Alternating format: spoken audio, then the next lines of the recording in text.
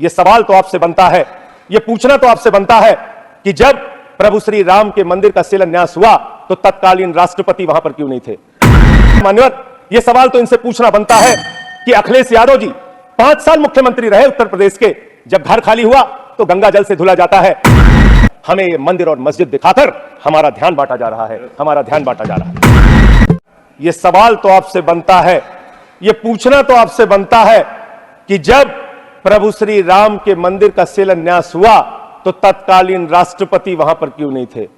जब उस प्रभु श्री राम के मंदिर का उद्घाटन हुआ तो मौजूदा राष्ट्रपति वहां पर क्यों नहीं थी?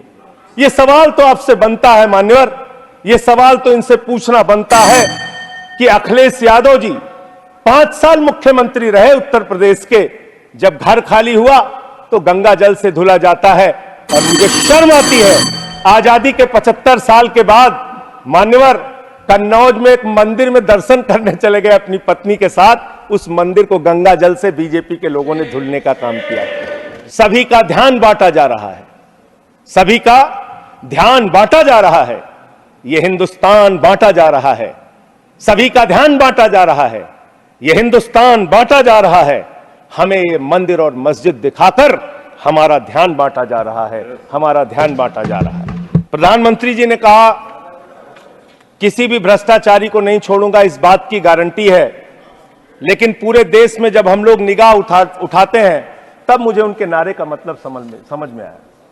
वो नारा यह है कि एक भी भ्रष्टाचारी को नहीं छोड़ूंगा, यह मोदी की गारंटी है, सारे भ्रष्टाचारियों को बीजेपी में शामिल करूंगा, यह प्रधानमंत्री की गारंटी है। यह गारंटी है आपकी, अच्छी बात है, कीजिए, तरक्की करेंगे आप लोग।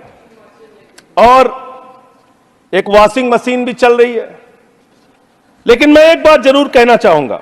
आपने मुझे रोक दिया मान्यवर, मैं मानता हूं आपके आदेश का पालन करूंगा, लेकिन सब जगह चंदा दो धंधा लो स्कीम मत चलाइए। इलेक्टोरल बॉन्ड में आपका पर्दाफाश हो चुका है। 3,02,000 करोड़ रुपए के ठेके अलग अलग कंपनियों को दिए गए, जिनसे इलेक्टोरल बॉन्ड के नाम पे पैसा लिया गया। इसकी जांच होनी चाहिए, इसकी जांच होनी चाहिए मान्यवर। और मैं अयोध्या का जिक्र करने लगा, आप सब लोग नाराज हो गए, मेरे मन में भी नाराजगी है, गुस्सा है। मैंने चेताया था आपको, एप्लीकेशन भी दी थी, कोतवाली तहरीर दी थी। प्रभु श्री राम के मंदिर के स्थल पर ऐसे काम नहीं होने चाहिए। सड़कों पे गड्ढे बनेंगे तो सवाल उठेंगे और वो सवाल आपसे पूछे जाएंगे। मान्यवर, प्रभु श्री राम है, आपने उनके लिए गाना बना दिया, जो राम को लाए हैं हम उनको लाएंगे। बताइए आप, यहां पर बैठा हुआ कोई व्यक्ति क्या इस हैसियत में है कि वो राम को ला सकता है? नहीं, भगवान श्री राम हम सबको लेके आए हैं। भगवान इंसान को लेके आता है, कोई इंसान भगवान को नहीं ला सकता।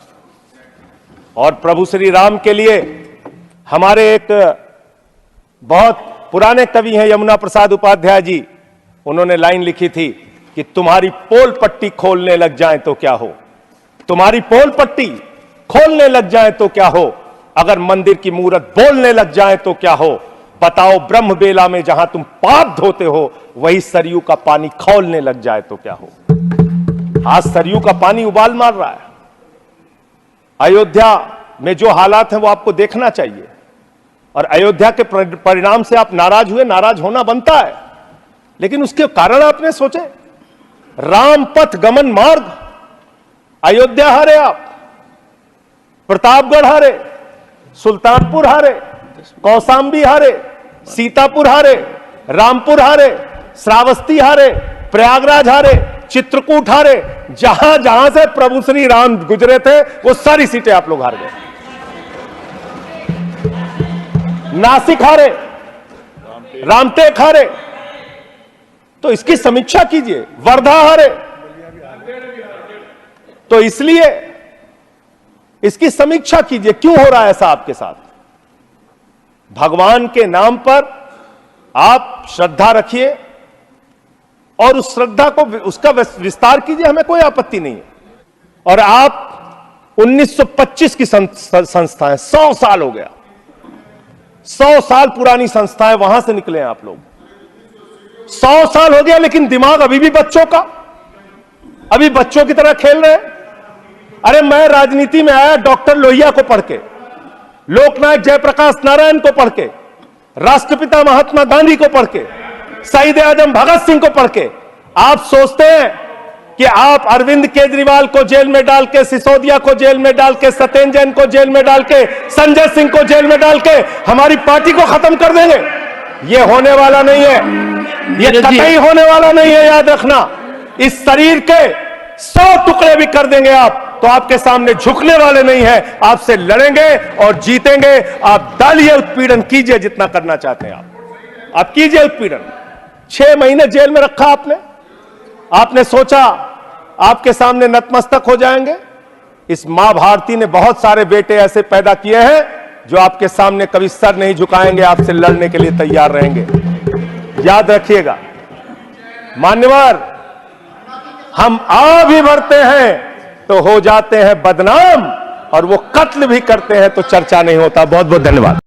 नमस्कार, मैं हूं धर्मेंद्र कुमार और आप देख रहे हैं पूर्वैया टाइम्स। मैं आपको बता रहा हूं कि लोकसभा में आम आदमी पार्टी के जो नेता है संजय सिंह, उन मोदी जी को इतना सुनाने लगे, इतना बोलने लगे कि जो है इतना मतलब उनके ऊपर आक्रामक हो गए बातों से कि वो बता रहे थे कि अयोध्या में जब राम जी का जब उद्घाटन हुआ, मंदिर का उद्घाटन हुआ, तो उसमें जो है मतलब भेदभाव किया गया। माननीय प्रधानमंत्री जी मोदी जी उसमें भेदभाव किए हैं, बीजेपी उनमें भेदभाव किए हैं, और उसमें जो है माननीय महामहिम राष्ट्रपति जी को जो है उसमें निमंत्रण नहीं दिया गया, आमंत्रित नहीं किया गया उद्घाटन के समय।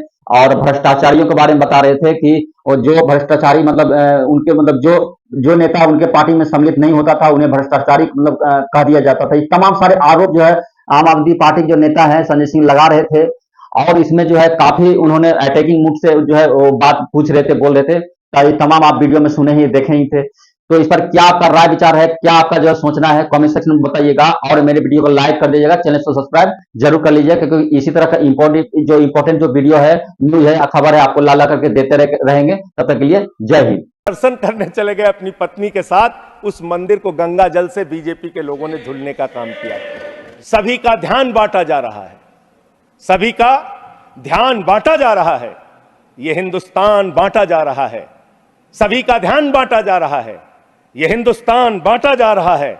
हमें ये मंदिर और मस्जिद दिखाकर हमारा ध्यान बांटा जा रहा है, हमारा ध्यान बांटा जा रहा है। प्रधानमंत्री जी ने कहा किसी भी भ्रष्टाचारी को नहीं छोड़ूंगा, इस बात की गारंटी है। लेकिन पूरे देश में जब हम लोग निगाह उठाते हैं तब मुझे उनके नारे का मतलब समझ में आया। वो नारा ये है कि एक भी भ्रष्टाचारी को नहीं छोड़ूंगा, ये मोदी की गारंटी है। सारे भ्रष्टाचारियों को बीजेपी में शामिल करूंगा, ये प्रधानमंत्री की गारंटी है। ये गारंटी है आपकी। अच्छी बात है, कीजिए, तरक्की करेंगे आप लोग। और एक वॉशिंग मशीन भी चल रही है। लेकिन मैं एक बात जरूर कहना चाहूंगा, आपने मुझे रोक दिया मान्यवर, मैं मानता हूं आपके आदेश का पालन करूंगा, लेकिन सब जगह चंदा दो धंधा लो स्कीम मत चलाइए। इलेक्टोरल बॉन्ड में आपका पर्दाफाश हो चुका है। 3,02,000 करोड़ रुपए के ठेके अलग अलग कंपनियों को दिए गए, जिनसे इलेक्टोरल बॉन्ड के नाम पे पैसा लिया गया। इसकी जांच होनी चाहिए, इसकी जांच होनी चाहिए मान्यवर। और मैं अयोध्या का जिक्र करने लगा, आप सब लोग नाराज हो गए। मेरे मन में भी नाराजगी है, गुस्सा है। मैंने चेताया था आपको, एप्लीकेशन भी दी थी, कोतवाली तहरीर दी थी। प्रभु श्री राम के मंदिर के स्थल पर ऐसे काम नहीं होने चाहिए। सड़कों पे गड्ढे बनेंगे तो सवाल उठेंगे, और वो सवाल आपसे पूछे जाएंगे। मान्यवर, प्रभु श्री राम है, आपने उनके लिए गाना बना दिया। जो राम को लाए हैं हम उनको लाएंगे। बताइए आप, यहां पर बैठा हुआ कोई व्यक्ति क्या इस हैसियत में है कि वो राम को ला सकता है? नहीं। भगवान श्री राम हम सबको लेके आए हैं। भगवान इंसान को लेके आता है, कोई इंसान भगवान को नहीं ला सकता।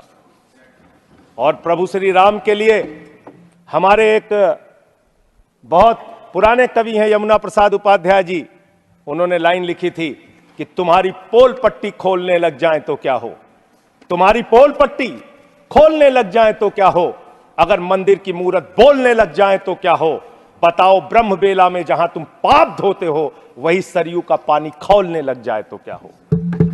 आज सरयू का पानी उबाल मार रहा है। अयोध्या में जो हालात हैं वो आपको देखना चाहिए, और अयोध्या के परिणाम से आप नाराज हुए, नाराज होना बनता है, लेकिन उसके कारण आपने सोचे। राम पथ गमन मार्ग, अयोध्या हारे आप, प्रतापगढ़ हारे, सुल्तानपुर हारे, कौशाम्बी हारे, सीतापुर हारे, रामपुर हारे, श्रावस्ती हारे, प्रयागराज हारे, चित्रकूट हारे। जहां जहां से प्रभु श्री राम गुजरे थे वो सारी सीटें आप लोग हार गए। नासिक हारे, रामटेक हारे, तो इसकी समीक्षा कीजिए। वर्धा हारे, तो इसलिए इसकी समीक्षा कीजिए, क्यों हो रहा है ऐसा आपके साथ। भगवान के नाम पर आप श्रद्धा रखिए और उस श्रद्धा को उसका विस्तार कीजिए, हमें कोई आपत्ति नहीं है। और आप 1925 की संस्थाएं, 100 साल हो गया, 100 साल पुरानी संस्थाएं, वहां से निकले हैं आप लोग। 100 साल हो गया, लेकिन दिमाग अभी भी बच्चों का, अभी बच्चों की तरह खेल रहे हैं। अरे मैं राजनीति में आया डॉक्टर लोहिया को पढ़ के, लोकनायक जयप्रकाश नारायण को पढ़ के, राष्ट्रपिता महात्मा गांधी को पढ़ के, शहीद आजम भगत सिंह को पढ़ के। आप सोचते हैं कि आप अरविंद केजरीवाल को जेल में डाल के, सिसोदिया को जेल में डाल के, सत्येंद्र जैन को जेल में डाल के, संजय सिंह को जेल में डाल के हमारी पार्टी को खत्म कर देंगे? ये होने वाला नहीं है, ये कतई होने वाला नहीं है, याद रखना। इस शरीर के 100 टुकड़े भी कर देंगे आप, तो आपके सामने झुकने वाले नहीं है।